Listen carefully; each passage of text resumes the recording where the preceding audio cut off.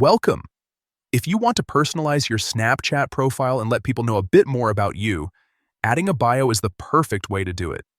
In this quick guide, I'll show you exactly how to add or update your bio on Snapchat using the latest app version. Let's get started. First, open the Snapchat app on your phone. Make sure you're logged into your account so you can access your profile settings without any issues. Once you're on the camera screen, look at the top left corner. You'll see your Bitmoji or profile icon there. Go ahead and tap on it. This will take you directly to your profile page where all your account details are stored. Now, on your profile screen, find and tap on Public Profile.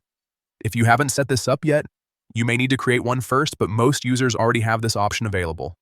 After opening your public profile, look for the edit icon at the top of the screen. It usually looks like a pencil or an edit button. Tap on it to access your profile editing options. Here's where the magic happens. You'll see a section where you can enter your bio.